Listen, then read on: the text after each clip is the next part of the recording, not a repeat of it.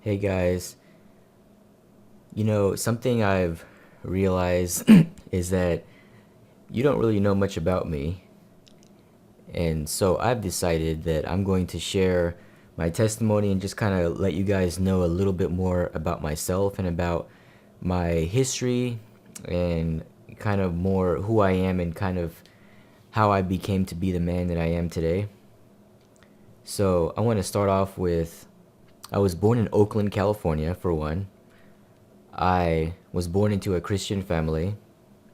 I was raised the right way. My parents did a very good job raising me.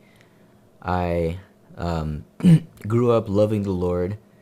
I always knew growing up that I wanted to do something with my hands. I'm a very hands-on person. I like to build things. I like to.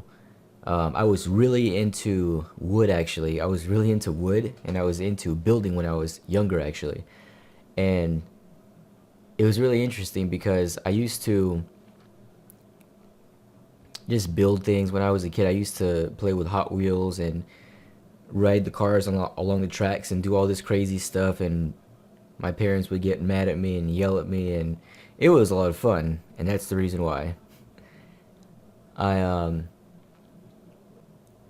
One of the first memories that I had was fifth grade, and in fifth grade, I had a teacher, and she was not a very nice person.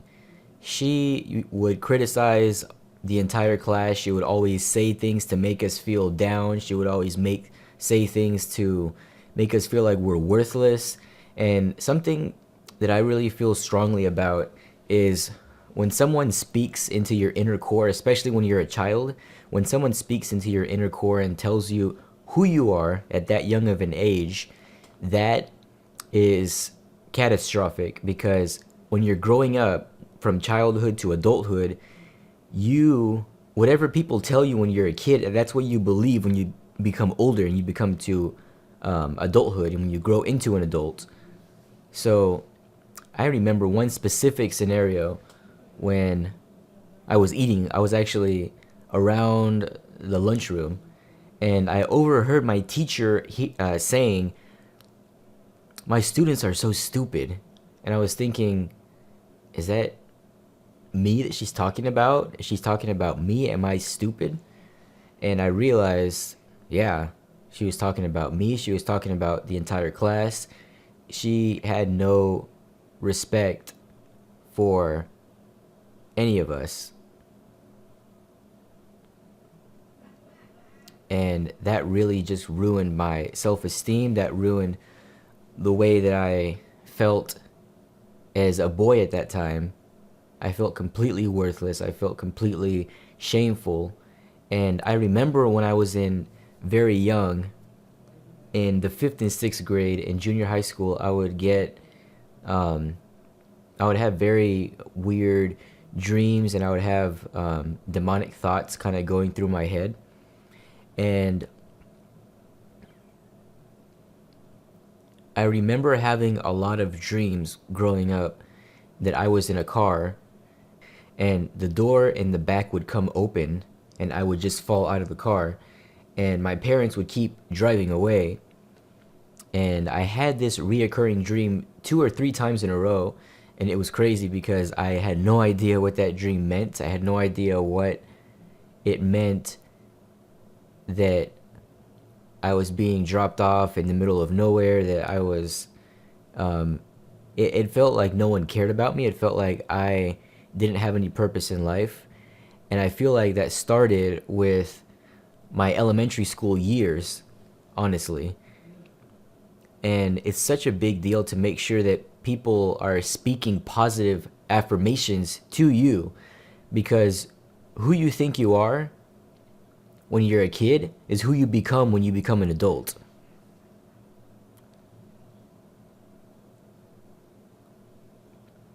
Those dreams continued as I got older. And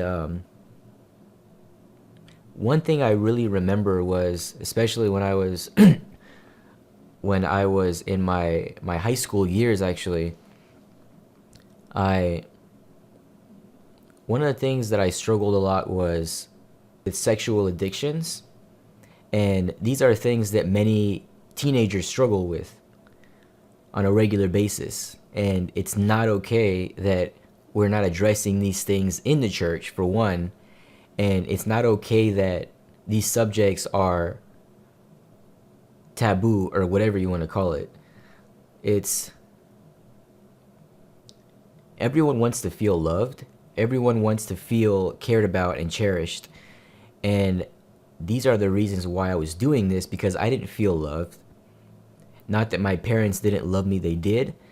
But for one reason or another, I wasn't getting the love from my classmates. I wasn't getting it from my teachers. I wasn't getting it from the people that were surrounding me that called themselves Christians, that called themselves good people.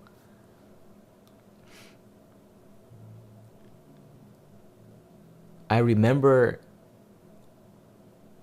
when I finished high school, one of the hardest moments for me, high school wasn't really that bad, except for what I just mentioned to you, the struggle with sexual addiction for me. And when I finished high school, I went to an automotive school. I graduated automotive college. As I mentioned earlier, I'm very hands-on, so I had a great time learning a lot of new things and just embracing a new side of my personality that I had never seen before. But I still struggled with those sexual addictions in college, and it didn't stop there, and it continued to grow and to grow and to grow. And when you aren't transparent with a small problem, it becomes a big problem. And when a small snowball becomes a large snowball, it becomes out of control to the point to where you don't know how to control your life anymore. And when your life is out of control, there's no one that can help you except God. But if you're not connected with God, there's no one that can help you. One of the things I used to do a lot when I graduated college, actually, was I used to go a lot to the clubs. I used to drink a lot. I used to drink for the purpose of getting drunk. And this is the reason why I know drinking is a sin for me, because I don't see a point of drinking unless I'm getting drunk. So that's the reason why I don't drink. To me, drinking and going to the clubs were two things that were hand in hand. I couldn't do one without the other one. They had to be connected side by side, like two people holding hands. I couldn't go to the club without drinking, and I couldn't drink without going to the club. Because why would I be drinking by myself, right? It doesn't make any sense.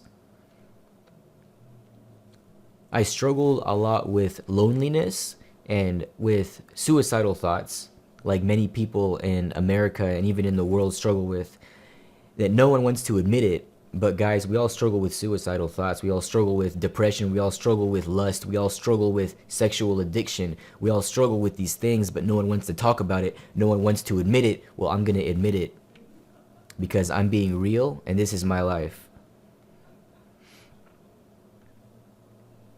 I used to drink a lot to drown out the pain and to drown out the sorrows of my heart's desires of having a family, having real friends that are there for me, that care about me. I didn't have any of those things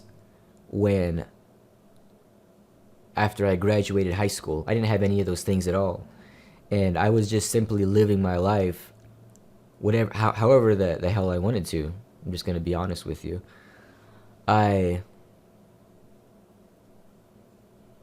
Life was kind of a blur. If you can think about it this way, I'm sure many of you have experienced this before, but imagine kind of waking up in the morning, going to school, going to work, wherever it is that you're going, and imagine life just kind of being a haze. If you can picture this, every single day that I got up and I went to work and I went to school and I did whatever I was doing, it felt as if I was living in a fog. It felt like I was living someone else's life. It felt like this is not my life and I don't know who I am and I don't know why I'm doing these things that I'm doing, but yet I'm doing them because this is what I feel is going to keep me from killing myself from suicide. And that was a big struggle for me after I graduated college. And it had to do with self-worth. It had to do with knowing that I was validated, knowing that I am a son of God. I knew none of these things back then. To backtrack a little bit, I was a Christian ever since I was 8 years old, but I never truly stepped into my identity until about 3-4 years ago. So getting back to the story, or getting back to my life, there were many situations that I would cry, honestly. I would cry to myself and I would say, man, you know what? My life is just pointless. There's no point of even continuing.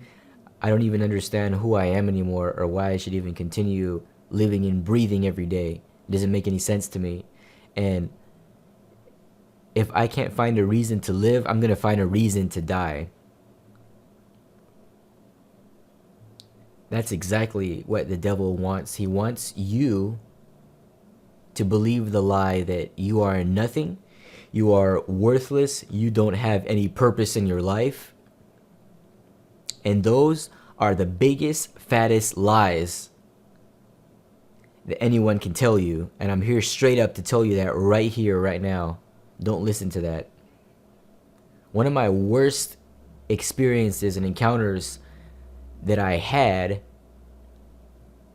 was while I was in college. And I remember going to a church when I was living in Florida, back to when I was going to Universal Technical Institute, the college. I went to a church, big church, when I was living in Florida, in Orlando. And great church. I have nothing bad to say about it. But there is a church for everyone. Some churches are not for me. Some churches are for you. Sometimes there are places that we belong and places that we just don't belong. I feel like all of us know who we are, or all of us should know who we are and where we belong and where we don't belong.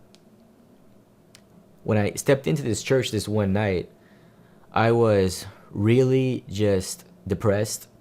I was looking for answers. I was looking for God to tell me, who are you? Who am I?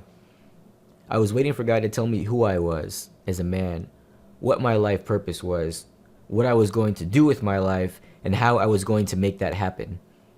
But I didn't get that when I was at the church there. This is a story I mentioned in my book, and I'm going to share a little bit about that right now. After service, when everyone was holding hands during worship, I was looking around, and there was no one's hand to hold, which sounds completely crazy now that I look back at it, but being in the state of desperation that I was at that moment, I felt completely hopeless and I felt completely worthless. No one wants to hold my hand. This sucks. I mean, I feel like an outcast. I'm going to church. No one knows who I am. I am worthless. My life doesn't have any purpose or meaning. What am I doing here? So, me being me, I'm not one to let people see me cry in public. So if I do that, which I do, I never do it in public. I do it on my own. So that's generally how I suppressed those feelings during that period of time. When I left the church, I got in my car, and the first thing I was thinking was, this is it. I don't want to live my life anymore. I am sick and tired of putting on this facade and pretending to be someone else, pretending to be a good person, pretending to be a Christian, pretending to be this great man of God. But the reality of the situation was I was struggling and I was dying inside. When I started my car, I got on the freeway, I was hearing demonic voices going in my head. This is your night to die. This is it. You are going to die tonight. Are you ready for death? Are you ready to meet me? and it wasn't God's voice, obviously. So I sped up my car. I floored the gas. I was maybe going about 100 miles an hour and swerving in and out of traffic, light traffic conditions. And I really wanted that car to flip over, and I wanted it to hit the wall, and I wanted it to explode, and I wanted to die that night. I wanted my life to end that night. But it didn't happen. And somehow I made it home. I didn't get a ticket. I have no idea how that's even possible, honestly. And I woke up the next morning, and if I'm not mistaken, that was the same night that I actually wrote a poem to God. And I said, God,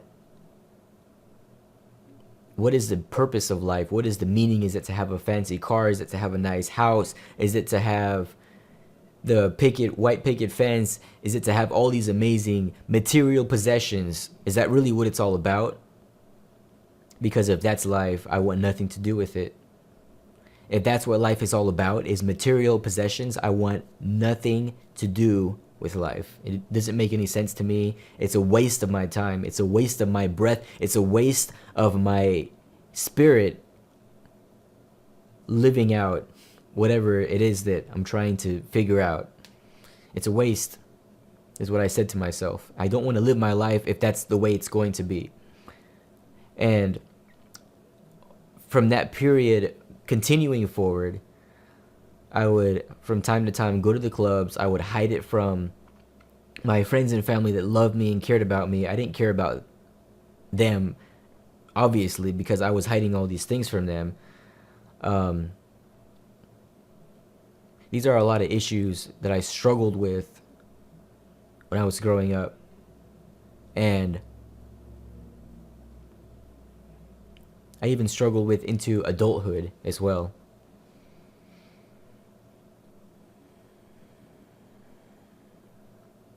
Something I really want you to know is that when God calls you to step into your identity, and when you know who you are as a son of God or a daughter of God, you can do the impossible. Because God has called you to step out and to make the impossible tangible and real.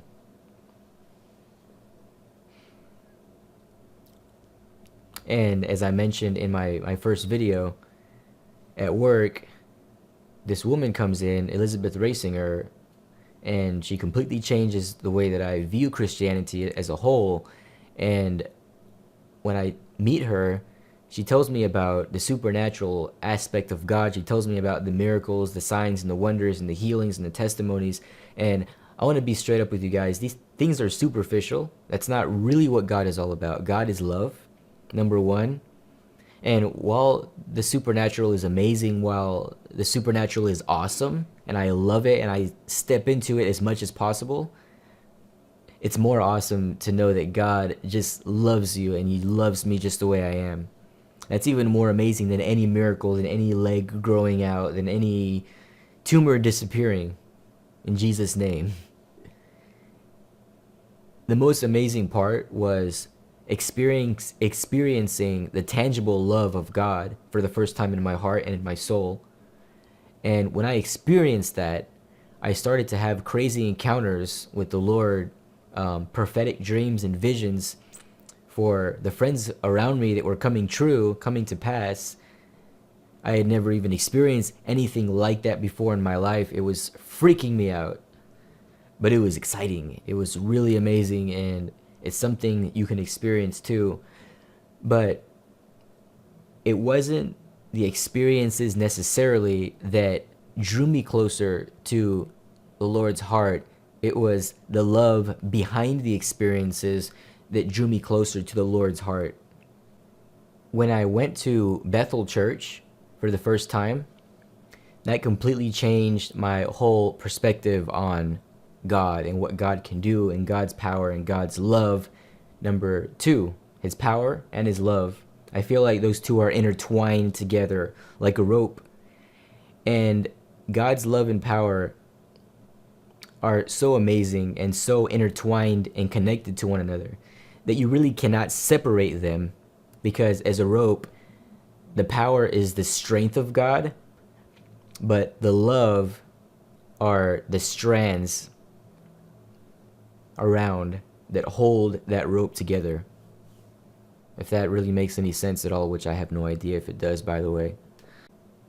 I feel like the beginning of my life began when I learned who I really was. All of us struggle with loneliness. All of us struggle with depression. All of us struggle with suicidal thoughts and things that make us not want to continue anymore. And there has to be a bigger reason other than there has to be a bigger reason that you're alive other than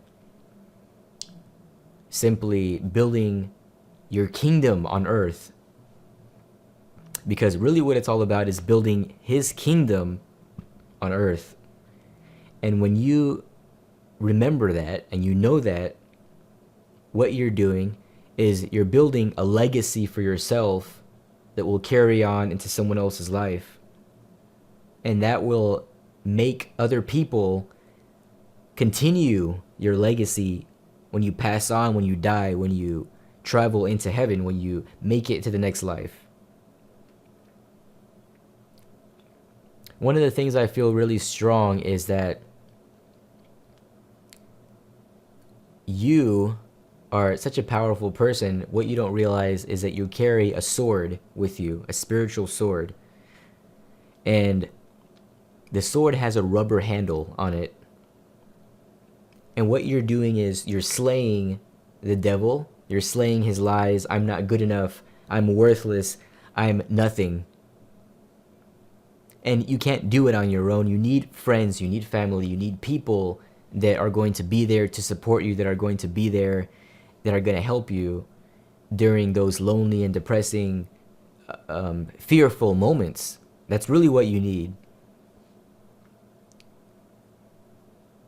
My life really turned around when I got connected with people, when I got connected with my friends and family from the church that I'm going to right now.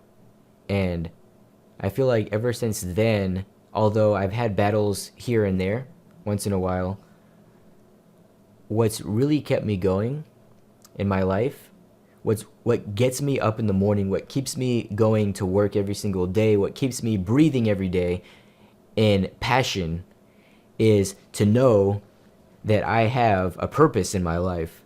And my purpose is not to go to school. My purpose is not to have a house. My purpose is not to have the perfect marriage. My purpose in life is not to make $100,000 a year. My purpose is not to do any of these superficial things. Because if that's what my purpose is, as I mentioned earlier, when I wrote that letter to myself, what's the point of life? It doesn't make any sense. There's no point of continuing.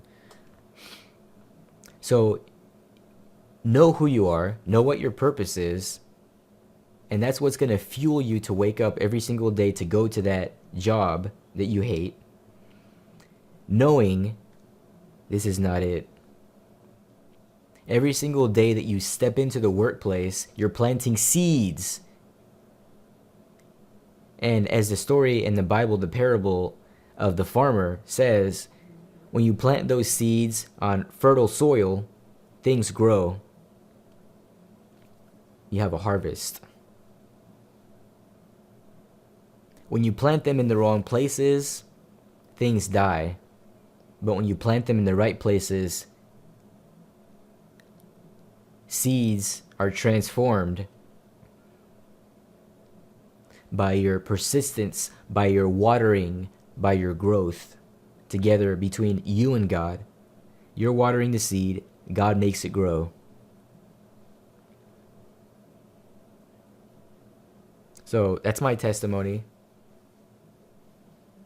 I hope you enjoyed it, and I hope that encourages you to continue to step into whatever legacy that God has called you to step into. And I hope that that fuels you with passion to wake up every single day in the morning and to know exactly what you're going to do. something that I heard the Lord share with me just recently in the past couple months, actually. If you don't have anything to live for, you don't have anything to die for. When you think about that statement very carefully, what you need to realize is life is not a puzzle where everything falls into place perfectly. That's not how it works. Life is a journey where you're going to have obstacles along the way. You're going to have people that are going to oppose to what you're doing. You're going to be pursuing a dream and something is going to get in the way, and it's either going to kill you or it's going to make you stronger because you're going to break through the barrier that the devil is throwing into your life. It's either going to kill you or it's going to make you stronger. And damn it, it's not going to kill me. It's going to make me stronger. Excuse my language, but that's the only word appropriate that I can really think of. So, enjoy your week. I'll see you guys later.